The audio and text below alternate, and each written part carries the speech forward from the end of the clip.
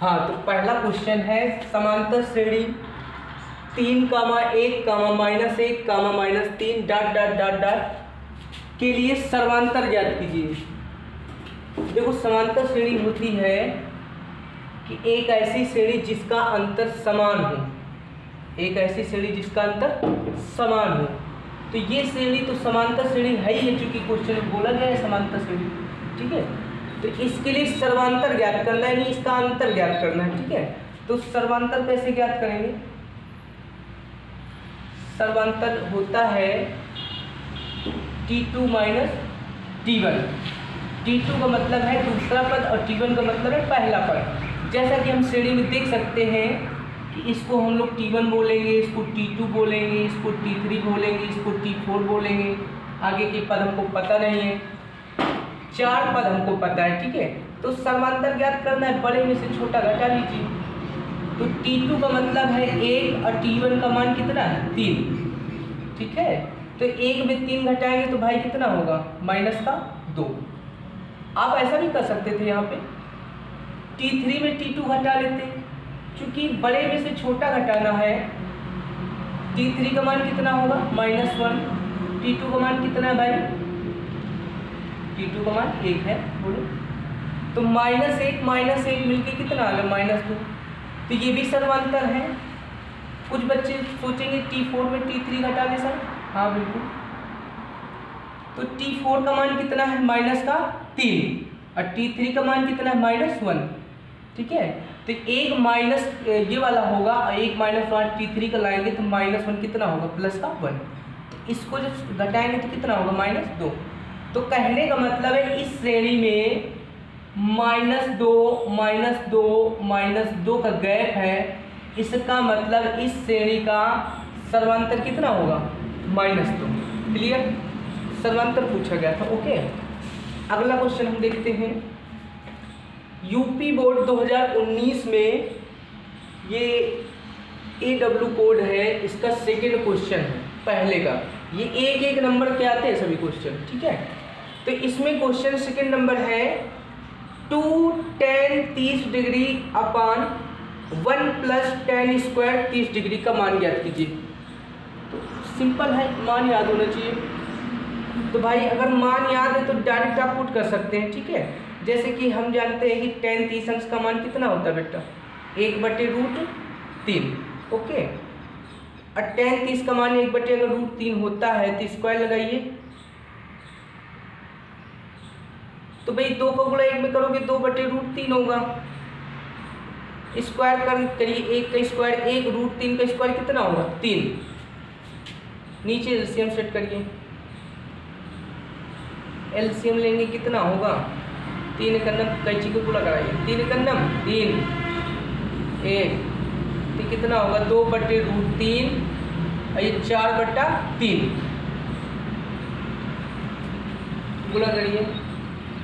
2 × 3 और 4 × √3। तो 2 से 4 निपट गया 2 बार में। और 3 को आप इस नज़र से देखिए, √3 × √3, ठीक है। हाँ, इसी नज़र से आपको देखना। तो √3 से √3 निपट गया भैया। तो कितना बचा? √3/2। यहाँ पे 4 आपसे ऑप्शन दिए थे, तो ये किसका मान होता है? sin 60 डिग्री का। किसका मान होता है? sin 60 बोल सकते हैं, cos 30 डिग्री बोल सकते हैं, दोनों सही है। क्लियर हो गई बात? ओके, अगला क्वेश्चन देखते हैं।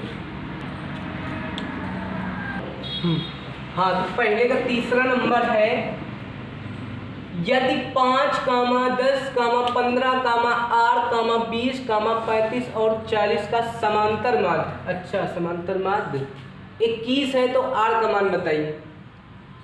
तो समांतर माध्य का क्वेश्चन है।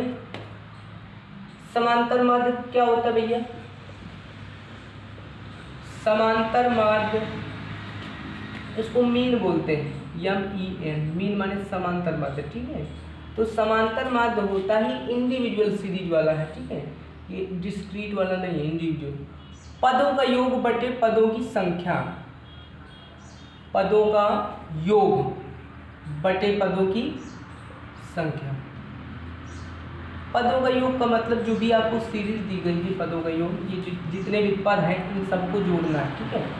5 दिया है प्लस 10 दिया है प्लस 15 है, आर का मान हमको पता नहीं, इसको ज्ञात करना है, प्लस 20 है, 35 है, अगला कौन सा है 40। ये इतने पद हमको दिए गए हैं, 1 2 3 4 5 6 और 7 पद हमको पता है, ठीक है। अगर 1 2 3 4 5 6 7 पद पता है तो काउंट करना था, तो 7 पद हो गए, ठीक है। बटे में 7 लिख देंगे, जितने पदों की संख्या, ठीक है। यहाँ पे समांतर माध्य हमको पता है, निकालना नहीं है। समांतर माध्य कितना पता है 21, तो समांतर माध्य की जगह 21 रख लेंगे और जितने भी पद हैं इन सबको जोड़ देना है। क्या करना है, इन सबको हमको जोड़ देना है।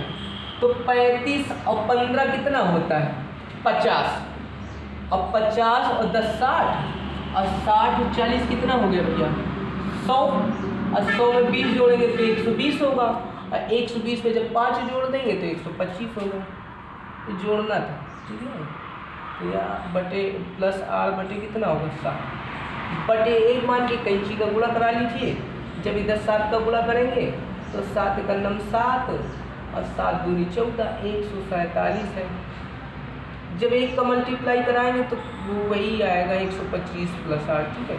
तो आर का मान निकाल लीजिए नॉर्मल, 147 माइनस 125 घटाइए, आर का मान कितना आएगा 2 यानी आर का मान कितना 22। ये है समांतर माध्य। अगला क्वेश्चन है, ये पहले का चौथा नंबर है, ठीक है। एक नंबर के आते हैं पेपर में। 21 सेंटीमीटर त्रिज्या वाले वृत्त की किसी चाप द्वारा कोण पर बना कोण 60 अंश है, तो चाप की लंबाई ज्ञात कीजिए, ठीक है। तो चाप की लंबाई हमको ज्ञात करना है और वो भी 60 डिग्री कोण पर, ठीक है। तो चाप की लंबाई क्या होती है भैया, जैसे कोई कोण है, मतलब कोई वृत्त है, तो वृत्त है, अब वृत्त पर केंद्र पर बना कोण कितना 60, तो केंद्र हो गया। अब केंद्र पर ये जो कोण बन गया 60 डिग्री का, तो जितना 60 डिग्री का कोण है, जितना इसके सामने जितना भी एरिया ये कवर कर रहा है, इसी को चाप की लंबाई कहेंगे, यानी इसी को ज्ञात करना है, ठीक है। ये 60 डिग्री के सामने वाला जो है, इसी को चाप की लंबाई, इसको यल भी बोलते हैं, ठीक है। चाप की लंबाई इसी को हमको ज्ञात करना है, ठीक है। तो सिंपल एक चाप की लंबाई का फार्मूला क्या होता है, चाप की, किसी वृत्त के चाप की लंबाई, वृत्त की चाप की लंबाई, चाप की लंबाई का मतलब यल, थीटा बटे 360 डिग्री इंटू परिध का मतलब है व्यास गुणे पाई, 2 पाई आर, ठीक है। तो थीटा कितना भाई, कितने कोण में हमको चाप की लंबाई ज्ञात करना है 60 में, तो 60 रख दीजिए, ठीक है। 2 हो गया, पाई का मान 22/7 हो गया। आर कितना है, और पता है कि नहीं पता, हाँ पता तो है, ये त्रिज्या है 21 सेंटीमीटर त्रिज्या, ठीक है। ये व्यास नहीं है, त्रिज्या है 21 सेंटीमीटर त्रिज्या, ठीक है, रेडियस।